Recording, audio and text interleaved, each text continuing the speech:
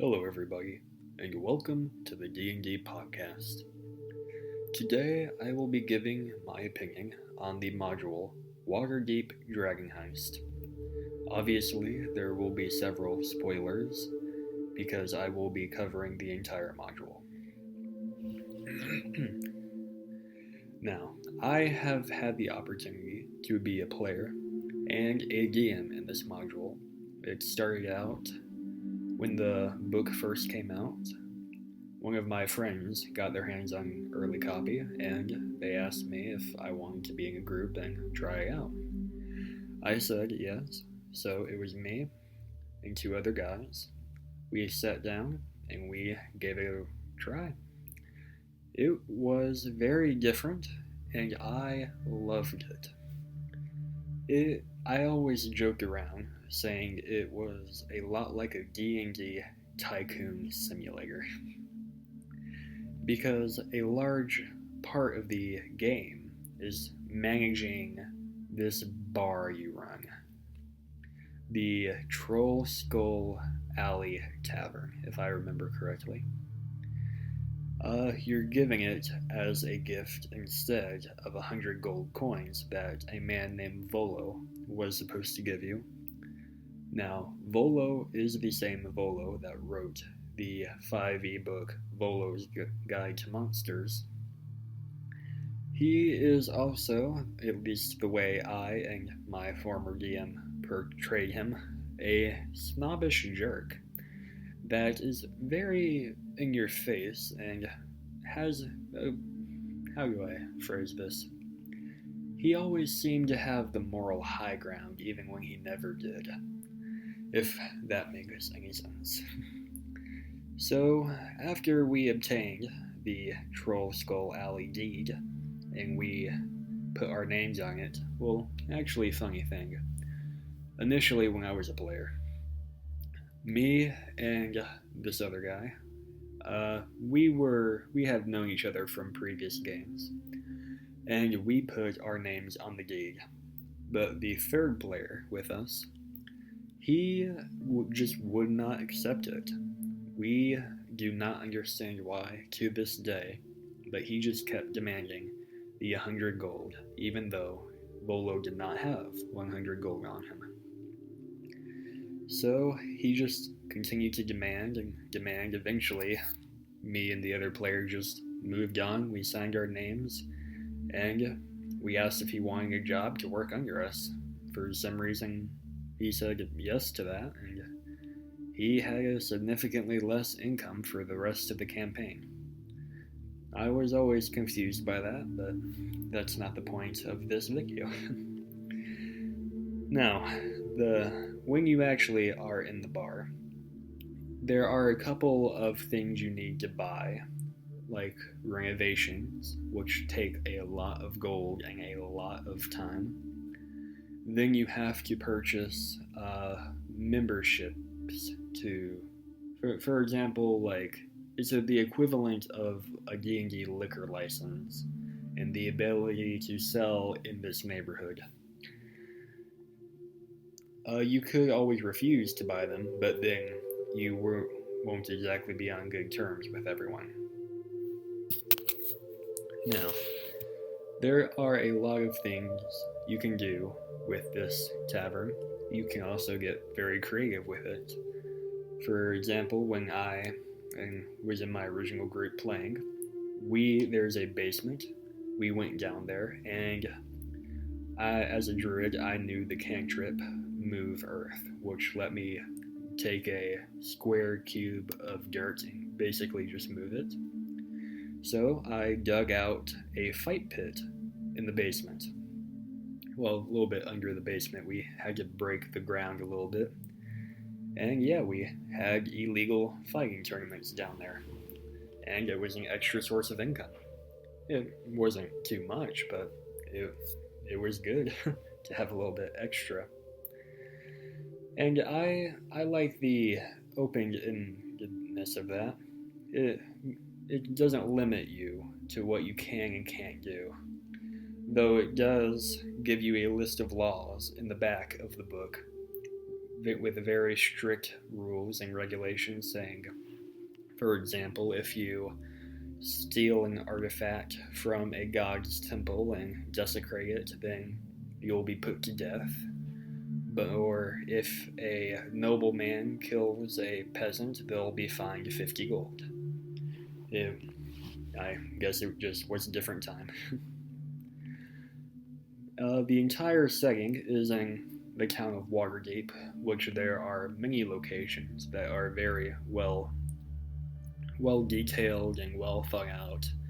And I really enjoyed the bits here and there where we would just go out, or my players would just go out and they would discover something new, such as the trinket shop. Actually, it was really fun to incorporate one of those trinkets into a overall horror-themed side story, but I'll tell you all the Slenderman story a different time. Yes, I said the Slenderman story. It sounds ridiculous. The overall story of Waterdeep Dragon Heist. You get a bar, a couple of things happen, you may or may not join some guilds, such as the Emerald Enclave, the Order of the Gauntlet, each of which recruits different people for different reasons.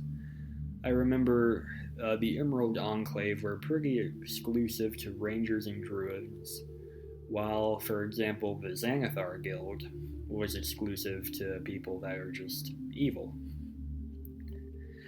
Now, you would do guild missions and then build up, I believe they were called renown points. The more renown you had, the higher ranking in the guild you were. It's more like, I can't exactly think of a perfect metaphor for this situation, but the more renown you had, just the higher you are in the guild, the more recognizable you are amongst the people, and so on and so forth. It's basically like honor. Well, maybe not exactly like that, but if you just need something to go off of, I guess honor. After a while, a plot does seem to unfold as a NPC that you have met before. His father sends an artifact to you. It does not get there, and instead there is a giant murder scene outside of your tavern. That reveals a plot about a beholder, Xanathar, trying to get this item called the Stone of Galore. I believe it was the Stone of Galore. And because this stone has some hidden knowledge to the Never Ember Vault. Now, this kind of brings around the entire title of the heist. You're not actually pulling off a heist, like the title seems to imply. You are actually trying to prevent a heist. You're trying to prevent an ancient, very powerful beholder from coming to power with much more financial virtue. If you are able to get the Stone of Galore, which when I was a player, we never got that far, but my players, when I DM'd, they completed the entire game. So when my players were actually successful in stopping this long, convoluted plot of the Stone of Galore going into Xanathar, and they were able to successfully obtain the stone. From there, the stone began talking to them and letting them know about the Never Ember Vault.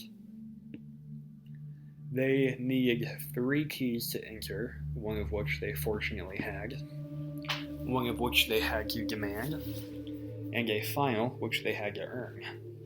I won't go into too specifics because I cannot remember for the life of me exactly what they were. But as they entered the vault, this is where it got a little bit confusing for me. Now there is a kind of a pseudo dungeon in there, more just like a mini dungeon, where there are a couple of rooms that you could potentially get lost in, a couple of wrong turns, but overall it's a pretty straightforward path from there to the gold. And when they get there, there's a dragon disguised as a dwarf there. Now, he's pretty friendly, and he doesn't seem to have any hostile intentions. It's also a little bit confusing of why a dwarf is just there. Now, the reason it was confusing for me and my players is because there was a big "so, what now" moment. They had reached the vault. They didn't exactly know if they had prevented the heist. They just knew they got to the vault first. So there was almost this big "so what now" moment. Eventually it led to suspicion against the dwarf, which led to an attack from one of the members. As this dwarf morphed into a dragon, he began to attack the level 5 party. I know the party is supposed to be at level 4 at this point in time, or level 3, but because of the Slenderman incident I mentioned earlier, and I always play by the XP system, not the milestone, they were at level 5. Now, as this dragon was completely demolishing them and they were trying to get away and failing, because the only way they could go was up, and the dragon could just fly up. Eventually, though, the Xanathar Guild actually succeeded in breaking into the vault, which caused a team-up between the dragon and the players against the members of the Xanathar Guild. I had to improvise all of that because there wasn't very much telling of what they were supposed to do.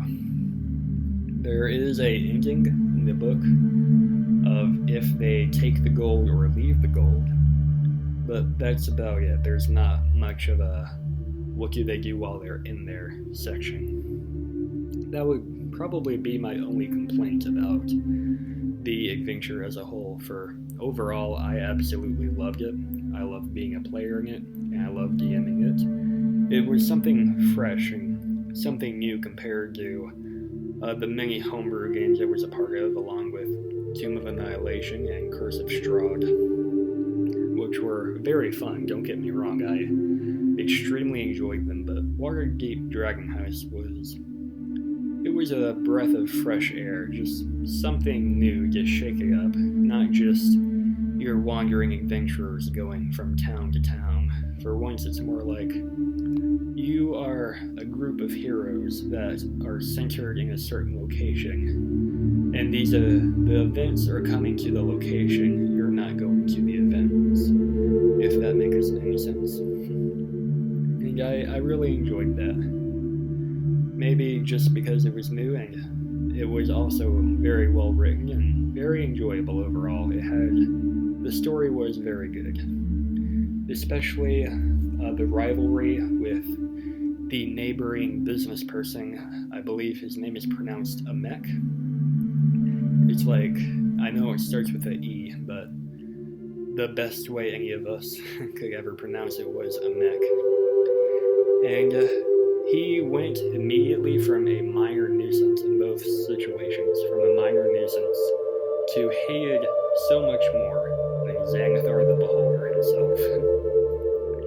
Which we all, in both groups, we thought was hilarious both times.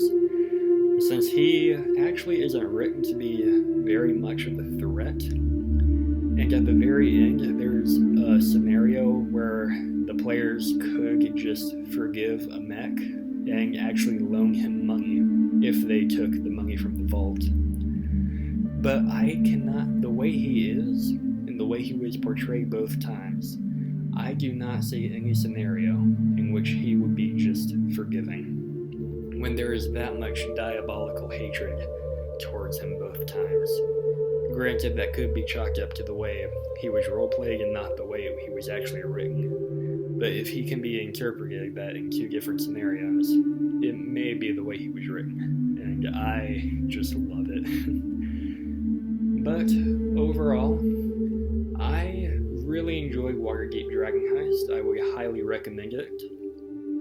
Probably not as a first adventure, but for someone who's played at least maybe a one-shot or 2 or a campaign, if you're familiar with D&D, I highly recommend Waterdeep Dragon Heist. Well, that's all for now. I hope you've enjoyed this opinion piece. I'm not sure what else to call it. If you have, give me a like, comment, subscribe. If you comment what else you'd like to hear me talk about. I hope you all have a good day, and until next time, roll well.